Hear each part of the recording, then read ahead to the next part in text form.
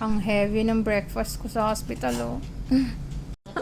Ang heavy ng breakfast! Talagang bawal kang mag-diet eh. Pag naka-confine ka, kailangan ng bones, konang, nutrients.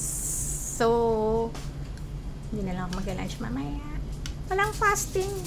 Ang hirap kasi mag-fasting kasi yung iniinom kong gamot, yung antibiotics ko. 2 capsules per take, 3 times a day. So, 6 tablets, no? Ang pait, saka ang sakit sa tiyan. As in talagang, hindi ko talaga kaya. Kaya, pero ang heavy naman ng breakfast na niready ni Ate Lisa. Ay, nako talaga.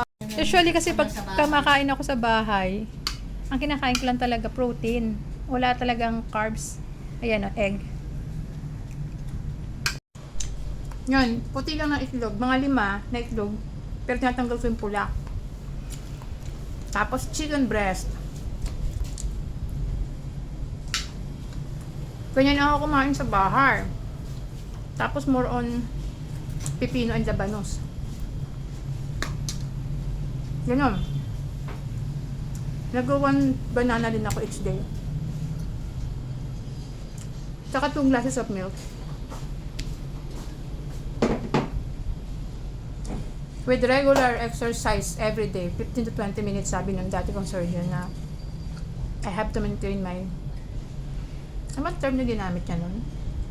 Parang ibig sabihin you have to maintain your routine. Pero may term siyang ginamit eh. Kalimutan ko.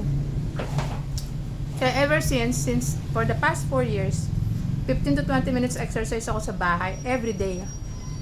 Then I maintain my diet, no? Kasi ito, na-aksidente nga kami last year. I have now my moon face. Mataba naman talaga ako dati. 86 kilos ako bago ako nag-diet. That was 4 years ago.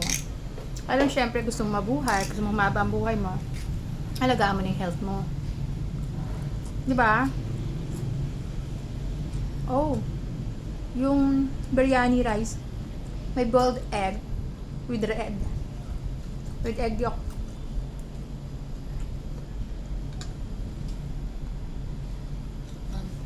Tayo mga Sir Mario. And then hot milk every morning. Sarap. Sir kasi magaling manalita eh. Sarap. Pero fresh milk, non-fat fresh milk talaga iniinom ko. Kataon lang. Lumapdi kasi sigmura ako, kaya hindi ako makainom ng malamig. Ni-stop ko din yung pag-inom ko ng turmeric every morning and lemon kasi hindi talaga kaya. So, ganun lang yung breakfast ko, no? Kain po tayo. Hopefully today, or basta, bago matapos ng linggo na to, maka-discharge ako. Kasi ang bills ko, I think, sa less than 1 million na. Laki na. So, hoping maka-discharge tayo. Tapos, after 2 weeks, papatanggal natin yung aking external fixator. No? Naka-external fixator ako. Ang exercise na nagagawa ko lang sa binti ko na yan, ay ganyan. Kaya talagang magkakaroon ng muscle loss sa part na to. No, malaki mawawala ang muscles. Pero okay lang, madali lang naman ibalik ang muscles kapag naka-recover na yung aking bones. Mas mahirap talagang magpagaling. Mas mahirap magkaroon ng bone union. Mas madali ang mag-diet, ang mag-build ulit ng muscles kaysa sa magkaroon ng bone union. I think it will take 1 year, no? 6 to 12 months bago makita yung solid union ng fibula and tibia. So, positive pa rin tayo, syempre.